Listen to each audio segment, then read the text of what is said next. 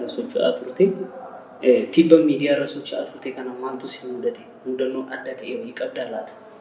Mee naga'uun barumsaan sadarkaa maalirra jira? Egaa namicha kun eenyudha? Wal argattanii jirtu laata nama kana?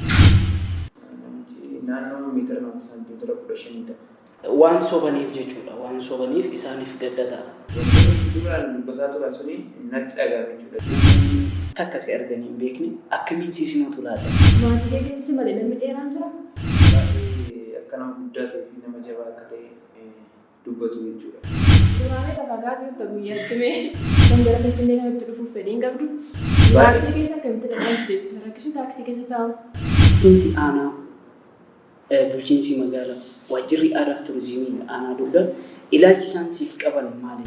Mee naga'u ergi Finfinnee dhuftee yeroo Finfinnee dhuftee kaasee jechuudha mudannoo addaa si mudate maaltu jira? Shamarran si bitti lan jiru? Nama akka qabne dhageenyee irraa garallee akka qabne dhageenyee irraa. Beekira fuulduraatti nama kamii fuuchuu barbaaddatu. Naga'u akka yaaddutti meetirii isaa meeqattee yaaddati inni dhugaan isaa.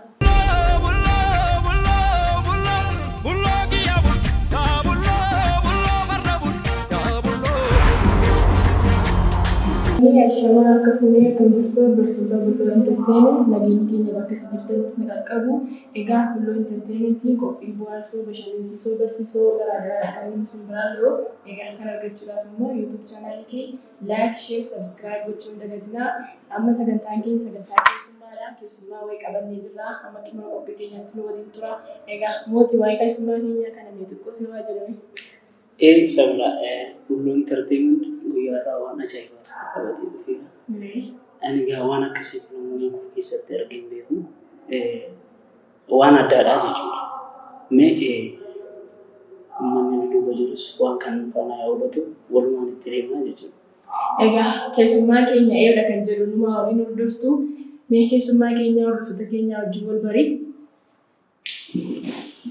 Tolee, Bulloo Entertainmentii affeera wayii akkasumas Ingiliiziin waan affeera naaf taasisanii nagoo akkuma beekamu maqaan kee Nagoo Jimaan jedhama. Kan irraa deetuu dadhee birra Shawaa aanaa guddaa magaalaa Mbiitti jechuudha. Nagoo tibba kana miidiyaa irra socho'aa turte. Tibba miidiyaa irra socho'aa turte kana maaltu si mudate? Mudannoo adda ta'e wayii qabdaa laata?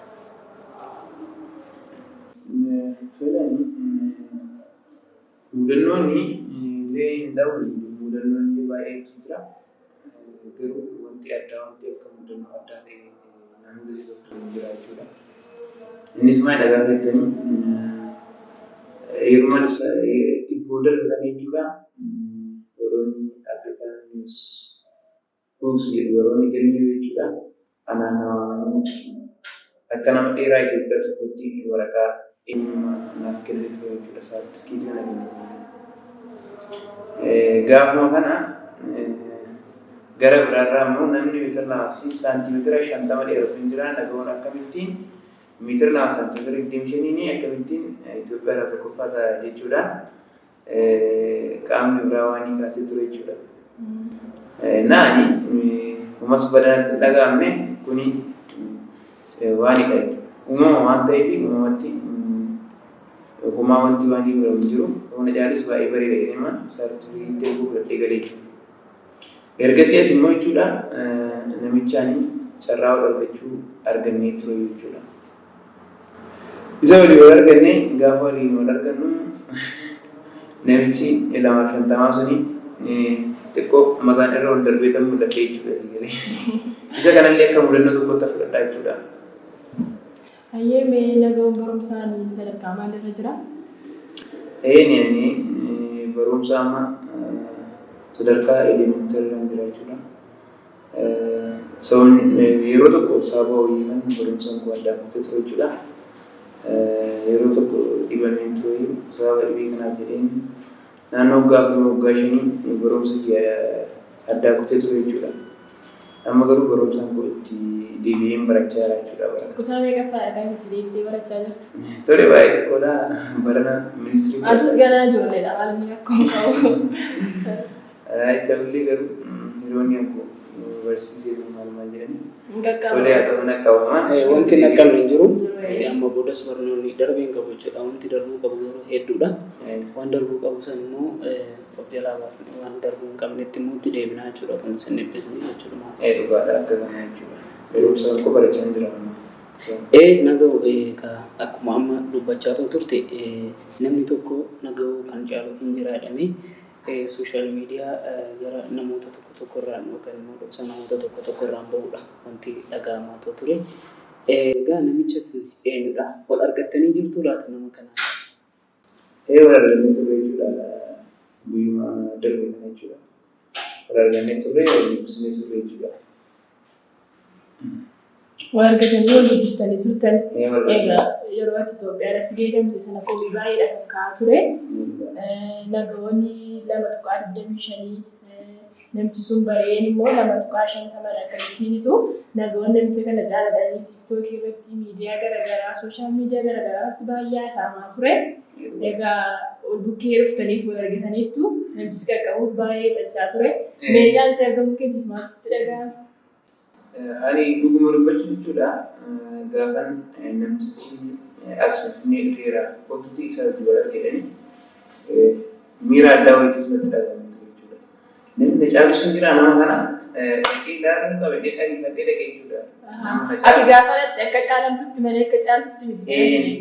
Ani namatti na caalu argachuu keetti akka waan caalaa guddaa ilaalaa ture jechuudha.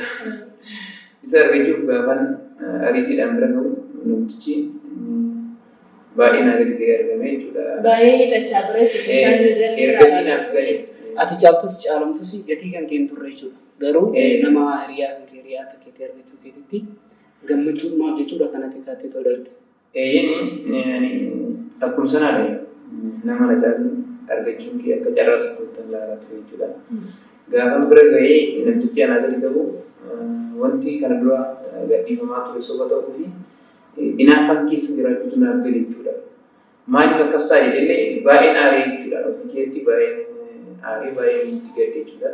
Namticha gaafa suuraa waliin ga'u namticha irra xiqqoo wanta mataa wal dabarfatee jiru. Xiqqoo miti baay'ee caaltee akkas ta'uu dalabeedha. Baay'ee hidhachaa ture. Meeshaa na qaqqabnu. Meekee bishaan aaraa Jiraanis billaadha ati beekama fakkaata. Nambaa saarii kana.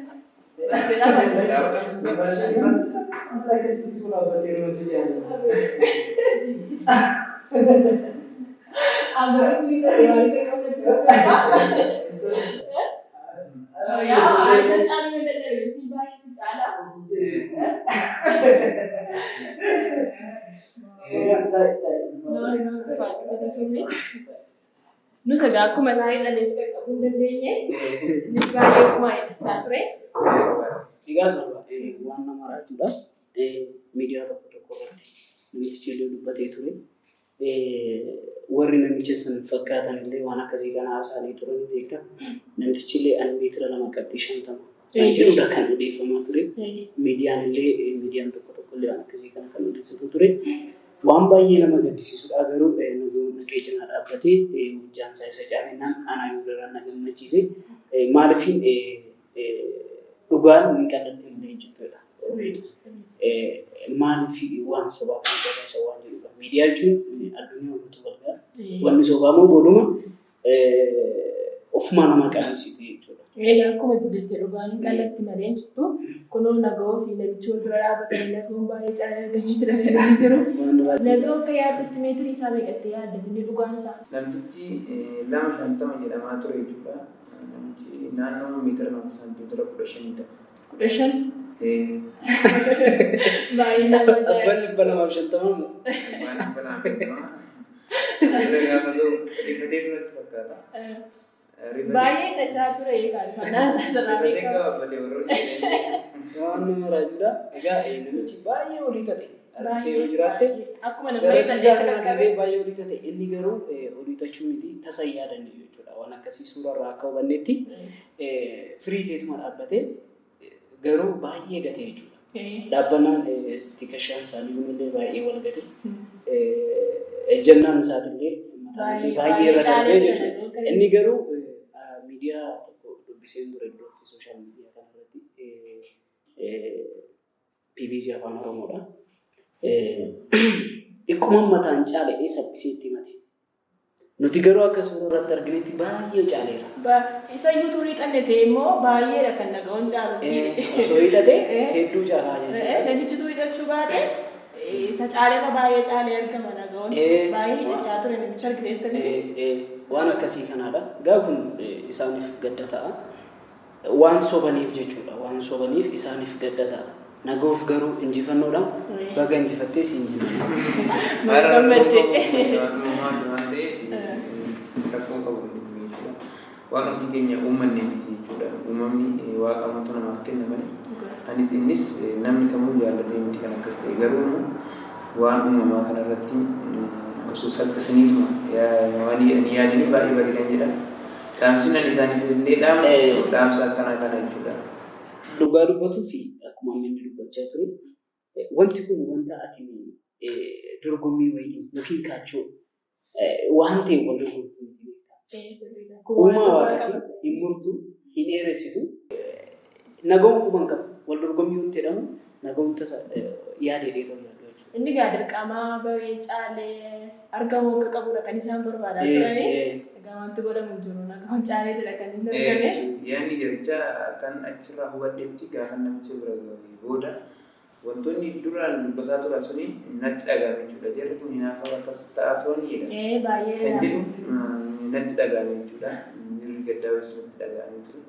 Garuu haa ta'uuti malee akkasumallee iddoo kennee jechuudha. Hundumaafuu akkuma amma dubbachaa turre dhugaan hin qallatti malee injiftuu akkuma jedhamu injifatteerta. Isaantu injifannootti fidee ati immoo injifatteerta. Baga injifattee siin jenna. Egaa naga'u yoo daandii gubbaa deemtu namoonni takka si arganii hin beekne akkamiin si simatu laata? Maaltu itti dhaga'amu yoo tasa si argan? Egaa namoonni gaafa daandii gubbaa ni deemu namoonni baay'een kan rifatan illee ni jiru akkasumas immoo kan baay'ee natti illee gammadan ni jiru jechuudha. Akkasumallee miirri namni ilaalchi namni namaaf qabu akkuma bifti isaa garaagaraa ilaalchi isaa illee garaagara waan ta'eef namni akkuma waan isaatti nama ilaala jechuudha. Garuu baay'inaan akkana hubadhutti namni gaafa na argu miira gammachuu jechuudha mul'ata jechuudha. Kun dhaabbatee kolfaa kun dhaabbatee na ilaala. Kun illee kuwan suuraa si gaafatan jedhu moobaayila gadi baafatee na rakkisaa jechuudha. Waan akkanaa kana jechuudha. Maatii kee keessa malee namni dheeraan jira? Namni dheeraan maatii kee keessa hin jiru baay'ee dhedheeroo ni. Yeroo kana dura jireedha. Akaabayyuu abaabayyuu nama guddaadha jedhani. Amma maatii kee kana dheerata? Baay'ee guddaadha jedhanii baay'ee. Meetirii meeqa jedhanii yaadamu? Yeroo isaan gaa meetiriin kun illee waan jaalatanii gaafa dubbatanii baay'ee akka nama guddaa ta'ee fi nama jabaa akka ta'e dubbatu jechuudha. Wantillee akka nama jabaa nu taasisu beekamta. Mee yeroo karaarra deemtu kan innis si kaasee ture suuraa wajjin kaana faayidaan isin rakkisanii? Baay'ee na rakkisu malee baay'ee na rakkisu. Ani garuu suuraalee nama wayiillee ka'uu fi fedhiin qabu jechuun. Tolee jettu? Tolee jechuun miti gaafa manaan isaa ittisa namni tokko karratti dhaabee namni guddaan tokko gaafa suuraan afaan isin jedhu bira darbuu sitti ulfaata. Akka keetti natti ulfaata. Gaafa isaaf tole jedhee isa wajjin dhaabbadhu namoonni gama gamaa fiiganii jiru jechuudha. Suuraa meeqa fagaatuu ta'u guyyaatti mee? Suurri lakkoofne malee osoo lakkaa'ee yoo xiqqaate suura 200 waan akka wanti. Waan ijoo dhaabbachaa ta'u ta'a. Dhaabbachaa ta'u manoodha. Waan dadhabuun bakka dadhabee re'ee birmaa deemaa jechuudha. Baay'ee si rakkisu jechuudha karaa irratti. Baay'ee na rakkisu jechuudha. Keessumaa wajjin bakana erga beekamtiin naannoo miidiyaa gurguddaatti mul'achaa ture dubeessitti baay'ee humna jechuudha. Namoonni baay'een daandii irratti na rakkisu jechuudha. Akkana. Egaa ammas yeroo naga'u magaalaa maqiidha kanatti jiraattu akkam gara Finfinnee kanatti dhufuuf fedhiin qabdu? Magaalaa Maqii jiraachaa jechuudha yeroo ammaa kana. Magaalaa Maqii immoo wanti jiraadhuuf as magaalaa Finfinnee kanatti galee jiraachuu fedhii dhabee miti yookiin immoo hawwii dhabee miti jechuudha. As gara magaalaa kanaa gaafa dhuftu wantoota baay'ee si barbaachisaa yoo xiqqaate manni si barbaachisaa hojiin ati hojjettee galtu si barbaachisaa akkasumallee waan baay'eedha jechuudha. Fakkeenyaaf amma taaksii keessa gaafa waan jedhani Taaksii keessa akkamitti dhaqanii deemsisu? Rakkisuu taaksii keessa taa'u? baay'ee na rakkisa jechuudha inni illee akkasumatti iddoo nama lamaa qabaddee ta'a Akkas dargatees jechuudha. Iddoo nama lama kaffaltee.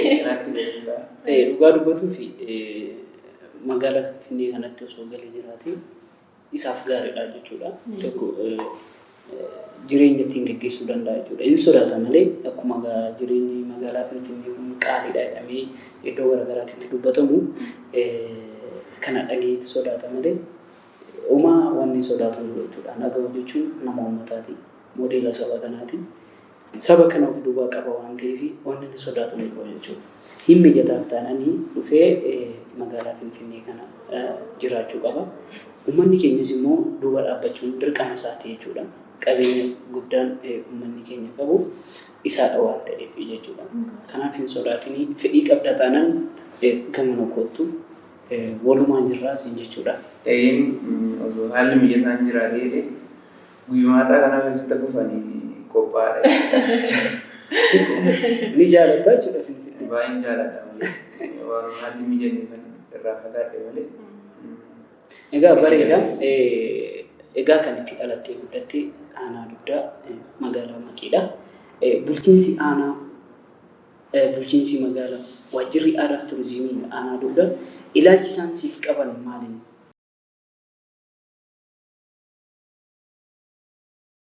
Yoo xiqqaateeti modeela saba kanaadha.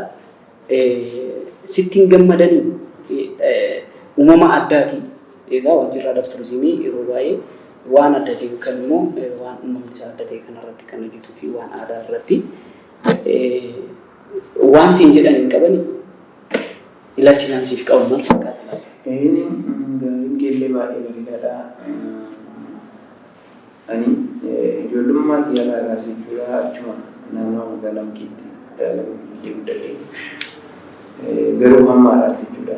Hanga haadha beekamtiin naaf kennan biratti bulchiinsa aanaas haa ta'u aadaa fi turizimii naannoo keenya jiru sana haa ta'u wanti ana dubbisan tokko illee hin jiru jechuudha. Wanti isaan dhiyaatanii maal si gargaara fakkeenyaaf aadaa fi turizimii kanatu hojii tokko fakkeenyaaf waan akka naa hojii eegsisuu marmaraa irratti isaan irratti hojjechuu qabu ture. Hundi isaanii baagara naa argu waan ta'eef itti fakkaata caruma jedhu jechuudha. Anillee wanti isaan siqee isaan marisee yookiin immoo isaanitti dhiyaatee isaan dubbisee tokko illee qabu jechuudha. Guyyuma tokko illee waamicha sii taasisanii hin beekan? Waanuma tokko illee waluu hin beeknu malee. Wal argitaniis hin beektan? Argees hin beeku garuu otoo isaan waamicha naaf taasisan ta'een yeroo qophaa'aadha jechuudha. Isaan bira deemee waan jiru haala jiru mariisee mari'achuu jechuudha. Anis bakka isaan jiran hin beeku isaan illee yaada isaanii isaan waan dhiisan. Isaanis egaa barbaaduu ni qabu ture. Nama cimaa akkasii biyya isaanii keessa gaanii taa'uun isaanii sirrii miti. Egaa namni kun sila modeela saba kanaati. Modeela biyya kanaati. Irra darbeeyyuu modeela Afrikaa, modeela addunyaa ta'uu danda'udha. Sila oduu isaan achirraa beekamtii laatanii fi waa tokko hin godhinii fi beekamtii oduu achirraa laatanii fi namni kun bakka kamiyyuu gahuu nama danda'u ture jechuudha. Yaa akkuma amma dubbachaa ture isaan callisanii itti madaalanii amma booda akka ittiin callisne namni kun eenyu akka ta'e uumamni isaa akkam akka ta'e hubatanii akka itti dhiyaatanii fedha isaa akka deeggaran asumaan amsa dabarsan jechuudha. Amma islaamaadhaan dur ture amma booda eessan naa dhabu. Amma booda keetii biyya faratti beekamti si beekamtii argatee jira amma isaanuma na fayyadaman. Maal seetii sabna ifama namni kun ani maqiidha dhayuu kamiyyuu namni maqii hin beekne isaan maqii bahuu danda'a jechuudha. Irratti hojjechuu qaba jedhee namsa dhama dhugaa hedduu nama aarsa nama kanaaf waan godhiniif namni irratti hojjechuu qabu yoo xiqqaate beekamtii laatanii fi isaanii miti nama tochi baasee sadarkaa Afrikaa bahaatitti kan beekamtii laatanii fi oduu isaan achi taa'an jechuudha. Osoo isaan achi immoo beekamtii xiqqoo ishee laatanii namni kun baay'ee deemuu danda'a. Ergeeti beekamtii argattee kaasii yaafatanii hin beekanii? Na yaadanii isin beekanii amma osoo isaan naanna'ee isaan keessumaa jechuudha. Maal irraa godhanii maal na fayyadamu godhanii na fayyadamu qaban dhugaa jechuudha. Hoteellee turizimii Oromiyaa kana yoo ta'e malee kan isaan jedhan osoo yeroo ammaa barbaadan isaan kan isaanii jala darbee jechuudha. Hayyee egaa hordoftoota Bulloo Entertainmentii qophiin keessummaa keenya ammas akkuma dhufetti jira. Qophii keenyatti itti bu'aaraa itti bashannanaa irraas barachaa akka jirtan abdii qabna. Ammas nu faana tura. Mee naga'u ergi Finfinnee dhuftee yeroo Finfinnee dhuftee kaasee jechuudha. Mudannoo addaa si mudate maaltu jira? Waan ati irraanfachuu hin dandeenye. Tolee ani akkas waan irra darbeenaan maalirra dhaabbattee ilaalu shirichi jechuudha. Konkolaachisaanii maalirra dhaabbattee sibiila walitti jala jedhamu kan ilaalu jechuudha. Muka keessa ilaalee yeroo itti galti si nagarreen. Innaan gaafa garuu itti xiyyeeffannoo keessa namni itti fakkaata. Gaafa seenuu akkas mastaawotii dhoksu miilli kiyya maalirra dhaabbattee waan dhaabbattee sana jalaa fuudhimee na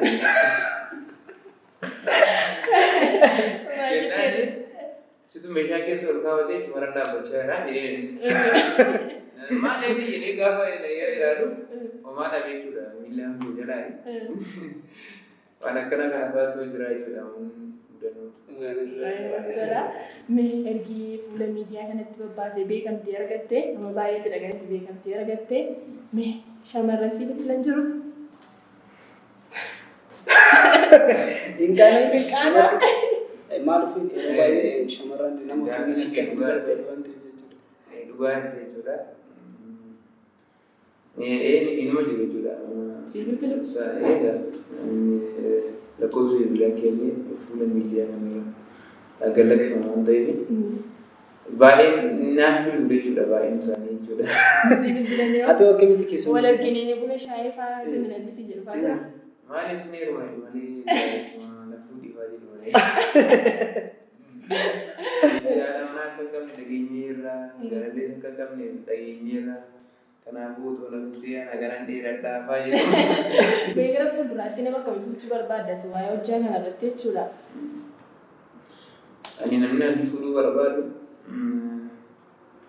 walumaa xiqqoo gara gateetti kana dhiyaattu.